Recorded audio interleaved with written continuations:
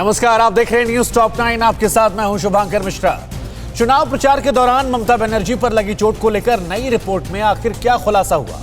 किसने ये कहा कि इस चुनाव में होगा टीएमसी का विसर्जन? बंगाल के चुनावी रण में कल कहां पर हल्ला बोलेंगे देश के गृह मंत्री अमित शाह? पश्चिम बंगाल विधानसभा चुनावों से जुड़ी सभी बड़ी खबरें हम आपको दिखाते हैं टॉप 9 बंग युद्ध में।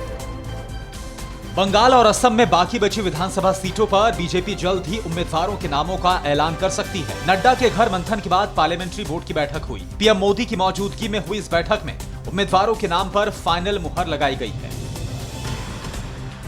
सीएम ममता बनर्जी के घायल होने पर विशेष पुलिस पर्यवेक्षक ने चुनाव आयोग में रिपोर्ट दाखिल की है। सूत्रों के मुताबिक सीएम ममता का घायल होना एक हादसा है। पर्यवेक्षकों ने हमले की आशंका को खारिज कर दिया है। भारी सुरक्षा के बीच सीएम पर हमले के साक्ष्य नहीं है। बंगाल बीजेपी अध्यक्ष दिलीप घोष ने टीएमसी और ममता बनर्जी पर जोरदार हमला बोला। उन्होंने कहा कि इस चुनाव में बंगाल के लोग टीएमसी के विसर्जन के लिए तैयार हैं। घोष ने कहा, इस बार दीदी की चोट पॉलिटिक्स का जनता पर असर नहीं होने वाला। बंगाल के राणाघाट में बीजेपी के सांसद जगन्नाथ सरकार ने ममता बनर्जी पर तीखा हमला किया। उन्होंने कहा कि नंदीग्राम हादसे को हमला बताकर दीदी ने ये साबित कर दिया है कि वो हार सामने देखकर विचलित हैं। उन्होंने कहा, झूठ का जवाब जनता जरूर देगी। बंगाल चुनाव के रण में कल अमित शाह हुंकार भरेंगे। कल खड़गपुर में गृहमंत्री अमित शाह का रोड शो होगा तो झारग्राम और बांकुरा में उनकी रैलियां होंगी। उनका कल वेस्ट मिदनापुर में कार्यकर्ताओं से मुलाकात का भी कार्यक्रम है।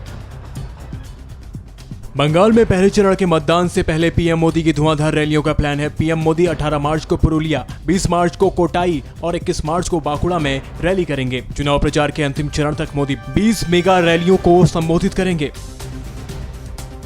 आज कोलकाता पहुंचकर बीजेपी नेता यशवंत सिंह ने टीएमसी का दामन थाम लिया। टीएमसी दफ्तर में हुए प्रेस कॉन्फ्रेंस में उन्होंने कहा कि देश का लोकतंत्र खतरे में है और संवैधानिक संस्थाएं कमजोर हुई हैं। आज टीएमसी की सदस्यता ग्रहण करने के बाद यशवंत सिन्हा ने कंधार विमान अपहरण कांड से जुड़ा एक दावा किया। उन्होंने कहा कि ममता बनर्जी ने उस दौरान खुद को बंधक बनाने का प्रस्ताव दिया था। शर्त ये थी कि आतंकवादी बाकी सभी बंधकों को छोड़ देंगे। खुद को गैर राजनीतिक बताने वाले किसान नेता अब खुलकर सियासी मैदान में आ गए हैं। बीजेपी के खिलाफ आज राकेश टिकैत ने बंगाल में हुंकार भरी। टिकैत ने कहा, बीजेपी एक मुट्ठी चावल के बहाने वोट मांगने पर एमएसपी पर सवाल जरूर पूछिएगा। फिक्र आपकी, सोमवार से शुक्रवार रात 9 बजे सिर्फ टीवी 9 भारतवर्ष पर।